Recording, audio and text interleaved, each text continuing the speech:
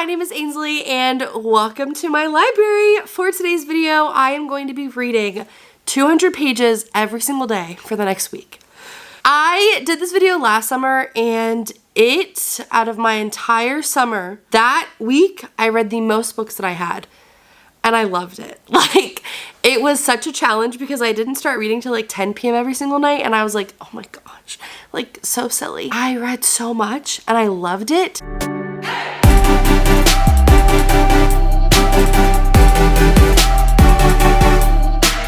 Today is Saturday.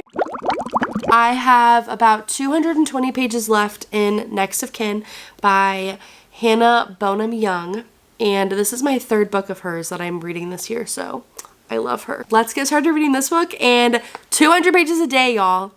200 pages a day. What's up, guys? I finished Next of Kin, and obviously that means I read my 200 pages. Let's go, let's go, let's go. I know today I'm gonna hit it. Like, I knew today that I was gonna get it. It is the other days of this week. Actually, no, hold on. Let me make a prediction. Tomorrow, I'll be good for it. Monday, I'll be good for it. Tuesday, I'll be good for it. Thursday, I'll be good. Friday's questionable and Wednesday's questionable. Only because Wednesday, I have my work day and then I do the youth ministry at night. I don't get home till like 8:39. And all I really want to do is just shower and go to bed. That's my silly little predictions. So back to Next of Kin, which is what we're all here for. Saturday, check. I did the challenge. I finished this book. I'm giving it a 3.5 stars, which is the lowest I've ever given a Hannah Bonam-Young book before. This is one of her first novels, so it makes sense that her most recent two books I've enjoyed a little bit more because she's developed her skills a little bit more. I felt like this book was a lot of telling and not enough showing. Like, it was very much like there would be emphasis put on a certain part and then we would get Chloe going there or leaving. And then at the end, we'd like hear her thoughts and opinions about the whole thing. So it wasn't like we were there with her experiencing much. We were just kind of getting her like afterthoughts basically, which is fine. I also just feel like their relationship was rushed. I genuinely feel like I missed a chapter because they went from, we're gonna stay friends, we're just friends, we're not doing this, to all of a sudden they're kissing and they're dating and they can't wait to get out of this trial period so they can actually start dating and it not affect anything. And then they literally went on their first date and they're talking about marriage. And I was like, am I missing something? Like, that is genuinely how I felt. I just felt like that whole rushing the relationship segment is literally rooted so deeply in the fact that it was just a book telling us stuff and not showing us. But so other than that, I loved Warren. I loved Chloe. I loved the character development that we got from them. Truly being able to watch Chloe, just both of them honestly, put walls down and learn to ask for help and receive it. But also to just how fiercely they stepped into their roles as guardian. It was really cool to see because that's awesome. Not a lot of kids have that. This book, even if this book was so bad, I still probably could not have given it less than a 3 because my favorite things that I'm the most passionate about is in this book. You have foster care. Foster care has been on my heart, has been my passion for life since I was 8 years old. I've known that I wanted to be a foster parent. I've known that I wanted to do some sort of foster involvement in my life. So having Warren and Chloe have grown up in foster care, I love them. Having Luke just escaped foster care, I love it. And also getting to witness Willow be saved from that, incredible. They also mixed in deaf culture. Luke is deaf, so Warren's younger brother is deaf. So they communicated through American Sign Language. I thought that was really well done. My aunt is deaf. I took American Sign Language all throughout high school, so I know a good bit of the culture and the language, and it is just beautiful. And this book shined light to that. It was still a good book. So yeah, 3.5 stars. I don't know what book I'm going to start tomorrow, but I'm excited. So I will figure that out. And I will check in with you guys tomorrow when I get back from church. I have church in the morning and then I will be home. Yo, what's up, fam? I got back from church and I changed into a comfy fit. That's warm. I don't know why, but I'm freezing in this house, which is crazy because it's so hot outside. But anyways, Beg, Borrow, or Steal. This is the book I'm reading. Basically, we are following Emily and Jackson, whatever, he goes by both. Emily and Jackson are rivals, and they've been rivals since they met each other at like their first day freshman year in college, and then they decided to teach second grade together. Well, they didn't decide. Emily would have never chosen that. But so Emily and Jack have been literally beefing for years, like decades at this point. And Jack was supposed to move away, and now he's back in town, and Emily and Jack are just like going through the summer together basically. Like they still have their rivalry, but they're gonna fall in love, obviously. So I'm on page 30. I am cackling over here with these emails that they're sending. It's so funny. He literally, hold on, let me read it. Let me read what he said. So Jack emailed Emily and he said, "You type like an angry gorilla. If you press any harder on those keys, you're going to dent your laptop. Quiet down before we get kicked out of here." And then I'm guessing she didn't stop because he emails again going, "Typing even louder. How nice." And she responds with the middle finger emoji. It has me cracking up. Let's go. I might be going to game night with my friends because they texted me and were like, "Game night at so-and-so's house?" And I was like, you know what? Can we play my game? And they said, yeah. So I'll probably go because I want to play my Egyptian rat screw game. If you guys ever played Egyptian rat screw, if you haven't, you're missing out. I will teach you guys how to play. Honestly, if you want to learn, comment down below. I'll send you my address. We all just pull up and do an ERS tournament. It's my favorite game in the world, actually. So, yeah, I'm going to go simply to play ERS. But I'm going to sit here and just keep reading because it's funny and I like it. And I have nothing else to do. I think I'm going to go make mac and cheese.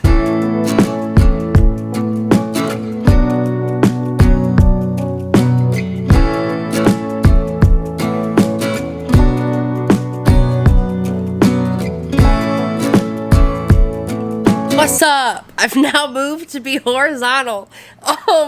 I am on page 138. I literally have 60 pages left until I've done my 200 for the day. I can so see me just like reading for the rest of the night. Oh my gosh! But I have game night, so I can't! I hate the fact that I just have really good people in my life that I want to surround myself with. It's so funny because literally this time last year I was praying to God for an awesome friend group, and now that I have it, I'm like, they take up so much of my time, but I love them, and I can say no. Like, but I'm always like, yay, I get to see my people, and I want to hang out with them. So anyways, so I guess I can't finish this book tonight. That's okay. But in all honesty, this book is so good. I just love Sarah Adams' writing because there's some situations that are so outlandish, but it like geeks me. It makes me like kick my feet and giggle because it's so cute. It's like, honestly, Sarah Adams she writes like how I dream about men treating me. So it's just like, it's always fun. But she also has this like comedic banter part. Like literally there was a scene where Emily needed Jack and she ran to him and Jack goes, "Where's the intruder?" And she was like, "There's no intruder." And he was like, you just ran to my house and she was like, "Oh yeah, I know, I just need your help with something else."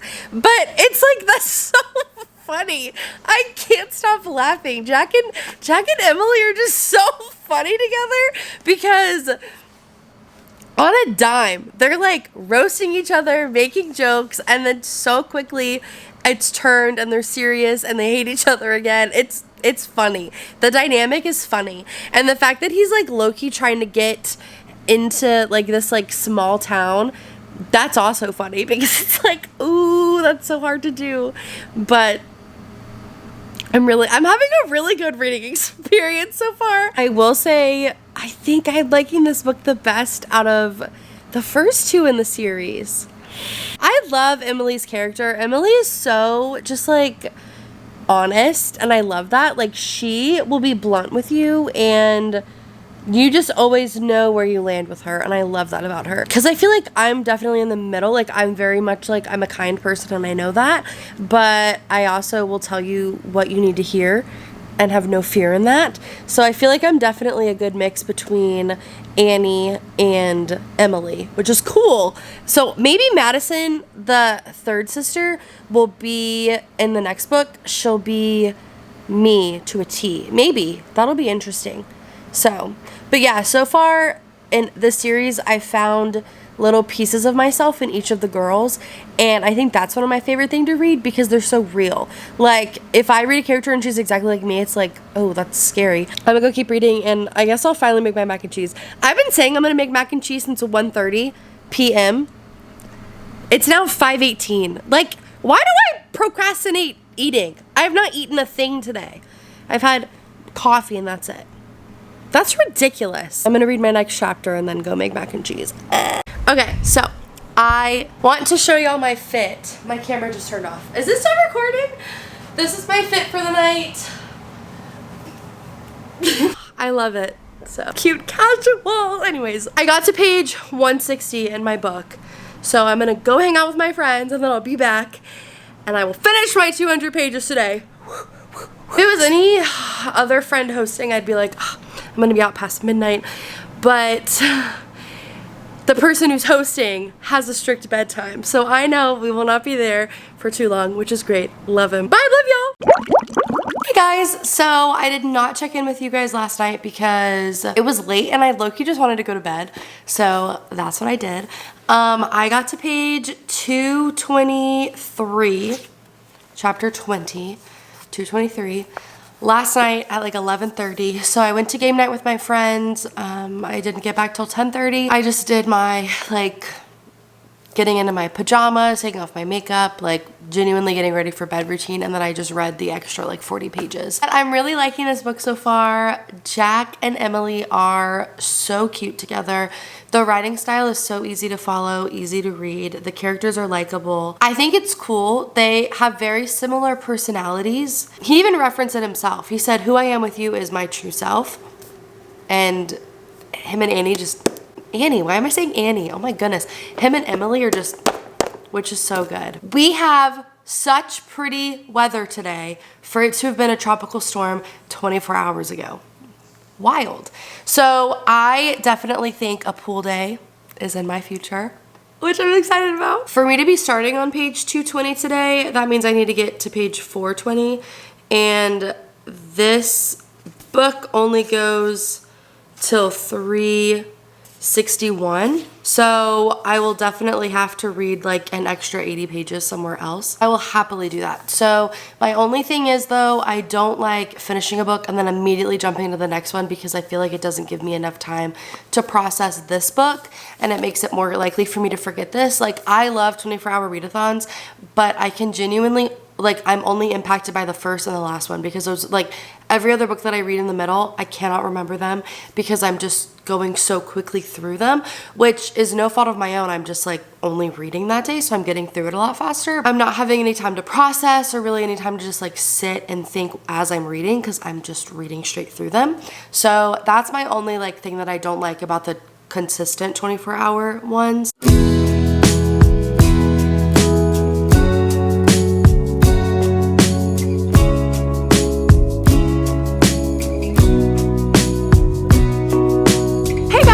So it is 3 p.m. and before you say anything like I thought you were going to the pool, duh, I'm going, but I literally started reading Beg, Borrow, or Steal and I just got so like lost in it. So I gave this book 4.5 stars, which I think I gave the last book I read that rating too. Easy to please, I guess, when it comes to summer reading. I love Rome, Kentucky. There is something so sweet about escaping to this small town that is filled with so much character and charm, and I love it there. I love my little annual visits that I get to go on. It's so cool. I think Jack and Emily are honestly like top 3 favorite couples that I've read by Sarah Adams. I really liked Bree and Nathan. I can't think of their names, but my all-time favorite is the couple from The Match. I can't think of her name. Oh my gosh, but I love them. So they're awesome. I think this book was my favorite one in terms of each of them had their own personal plot going on, and then we got the plot of them falling in love. So I think that's my favorite because there was so much character growth, both on an individual standpoint, but also like as a couple. They obviously grew because their relationship started. So I love that. I love the fact that this was rivals to lovers. They had a fondness for each other already, and I liked that. It wasn't enemies. They weren't enemies by any means, but just to show, like, I think there's something so special about romances whenever it comes after like years of history, whether that's in terms of friendship or like they felt safe enough with each other and that's why they were rivals. So I just think there's something so sweet and pure about having that rivalry. I just love it. I also love the way that Sarah Adams writes her characters. Like, they're so complex that they're real people. You know what I mean? Like, they have insecurities. They suffer with doubt. Like, I feel like some people write like picture perfect main characters for romance books, and I'm like, that's not real. Like, that's not attainable. Nobody can attain that standard of just like effortless, life is good kind of thing.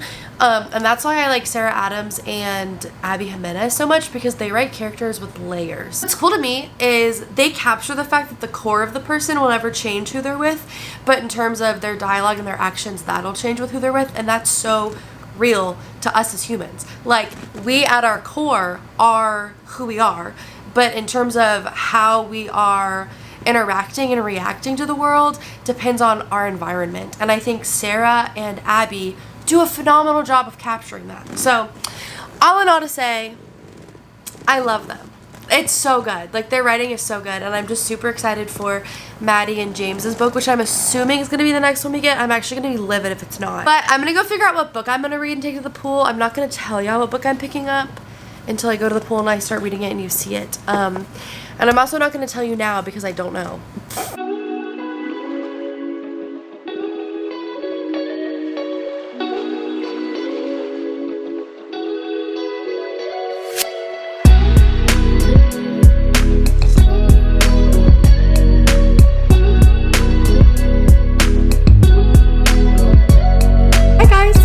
It's later in the day, it's after the pool, and I have showered. My hair's a little wavy. I've been reading A Funny Story by Emily Henry. I am so far loving this book, and can I tell you how much I'm loving it? I only had to read 62 pages in this book today. Would you like to know how many I read? 262 pages. Isn't that funny how that aligned? I think that's so funny. But when I tell you I went to the pool for 3.5 hours and I pretty much read the whole time, I mean that. I literally completed my goal by 200%. This book has a little bit of water damage. I don't know how much you can see of it. And you know what? This is such a hot take, and I get that. Nobody else will understand. You guys will probably unsubscribe for me saying this. I love the fact that some of my books have water damage, and you might be like, wow, that's like a crazy thing to say.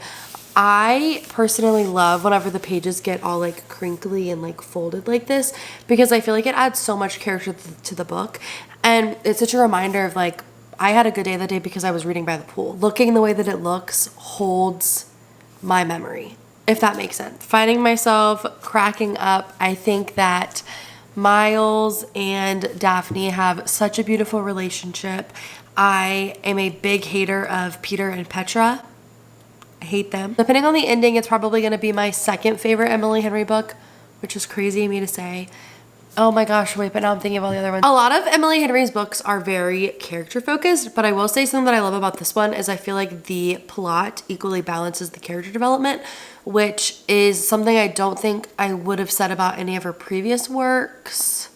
Well, I guess Happy Place, that one was obviously like, that was a book about self-discovery and just finding out who you were with your peers. This is a slow burn, let me tell you. I think my big issue with Emily Henry, and I've talked about this with y'all before, I read People We Meet on Vacation, and I absolutely hated that book. Like, that book was horrible in my opinion. I'm sorry, but I love all of her other books, which is like crazy to me how like I just hate one. And still, every single time going into an Emily Henry book, I'm petrified that it's gonna be a People We Meet on Vacation experience. Anyways, I love y'all to pieces. I'm gonna go to bed.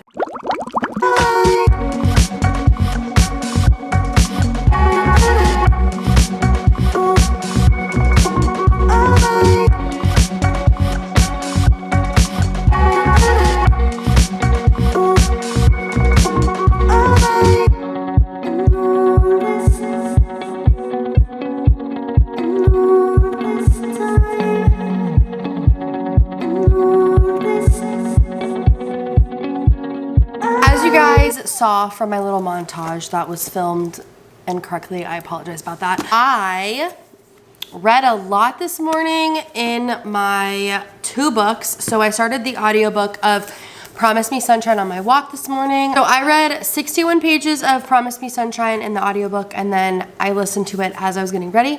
So that is what I got to accomplish. And then I read 20 pages of funny story and just like physical reading before I left for work, basically. At work today, I read another 61 pages. So I read a total of 124 pages in this book today, plus the 30 from this one. I have another about like 40 minutes of driving left in my day because I'm going to a group Bible study at my church. We're gonna start reading the Awe of God, which I think is going to be so powerful and incredible. So I definitely wanna be on the scene for that. So on my way to work, I'm gonna stop by the bookstore to pick up the book that we're reading because I'm such a procrastinator. I actually am not a procrastinator, but I wasn't like sold that I was gonna participate in this until 3 p.m., 2 hours ago. So I will most likely reach 200 pages simply because I already have 124 in this plus 20. So I literally already have 145. I'm 50 pages away. I bet that with a couple more minutes of my audiobook, I can hit 200 easy. Basically right now I'm gonna pack my Bible tote bag, and then I'm gonna head, and then I will catch up with you guys tonight, if not tomorrow. As I predicted from the beginning, I was gonna fail today, and I'm okay with that. I have been listening to the Promise Me Sunshine audiobook off and on today whenever I was driving, whenever I was doing like little bitty tasks at work today, and I ended up reading 135 pages of this book today, so close. It's 10. I genuinely I still have time to like catch up, but I just want to shower, eat dinner, and watch a little more of We Were Liars. The only thing that I'm running into an issue with right now, the main character in this book, Miles. The main character in this book, Miles.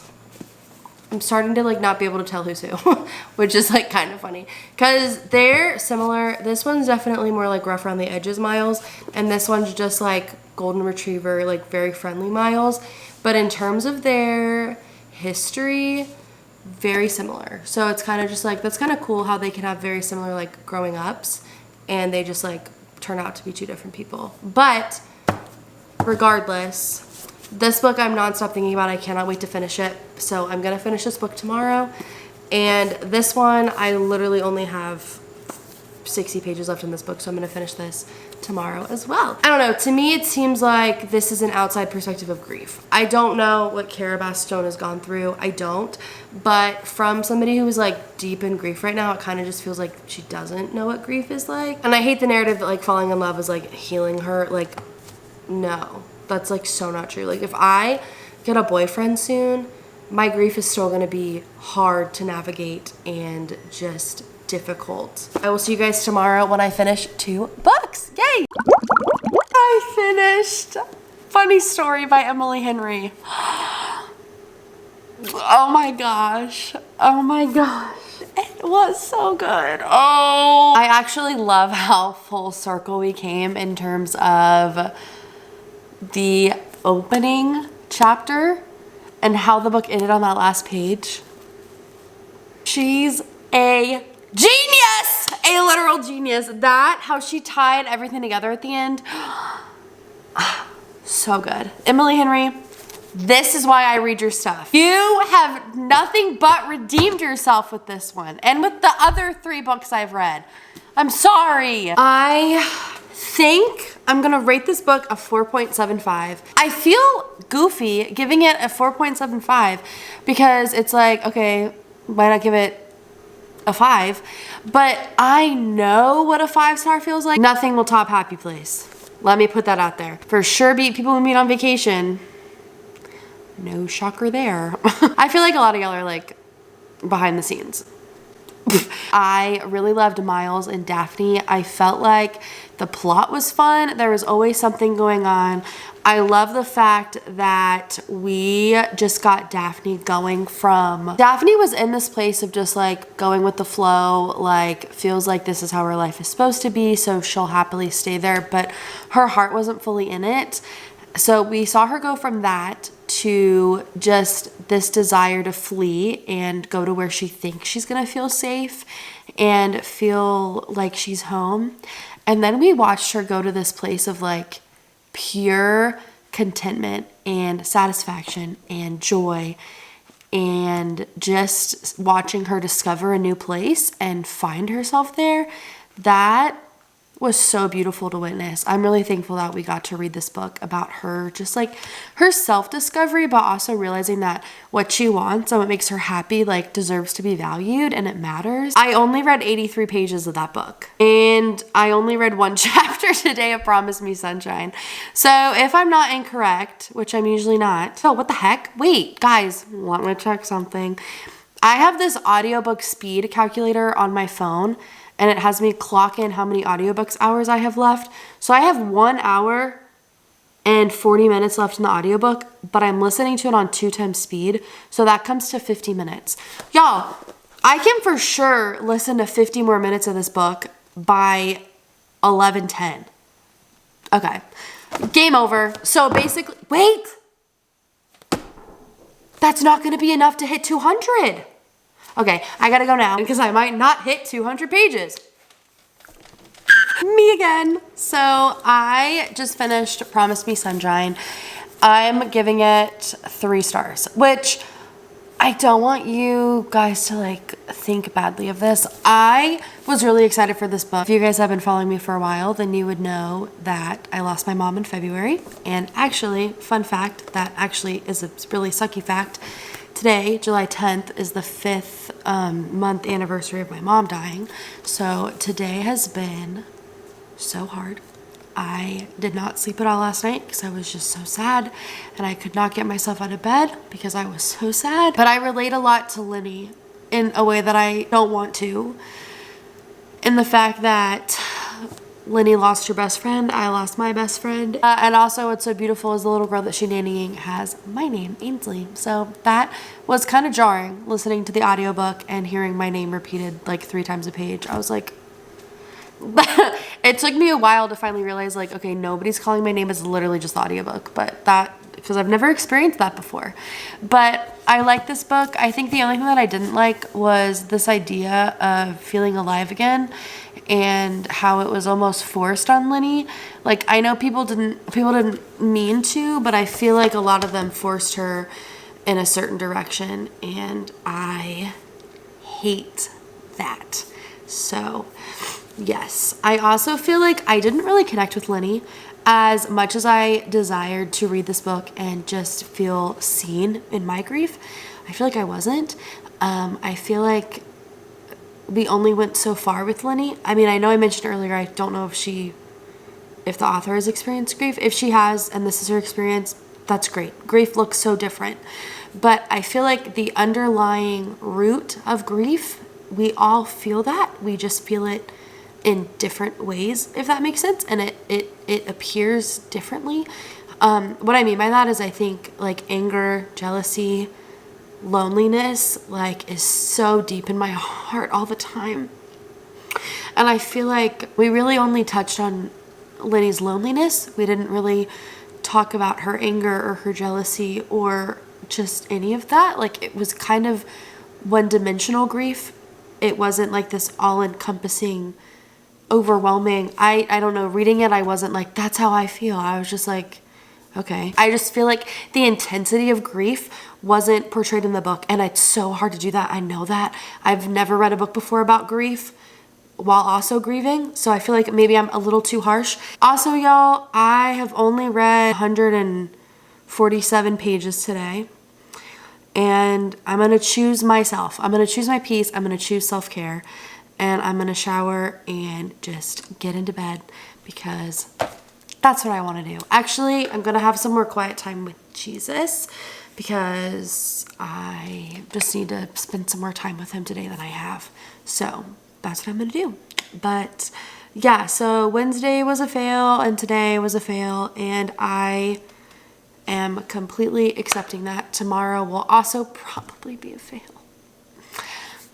It's my friend, one of my besties' birthday. We are going to a little concert tomorrow, so I'm going to attempt to start an audiobook and listen to some of it while I'm doing my stuff tomorrow, because Fridays I tend to keep that more of a active, busy day. I am gonna go to bed because I'm exhausted, and I want to drink water. Hey guys, so it is Friday. It is actually 11:55 p.m. on Friday. I unfortunately did not read a single page today. Absolutely no pages, which I'm okay with. I was a little disappointed with myself, and then I remembered it's fine to lose a challenge. It's okay. Like, at the end of the day, not a big deal, basically. I read 1,327 pages this week. That's impressive. I'm impressed with myself, TBH. That's pretty cool.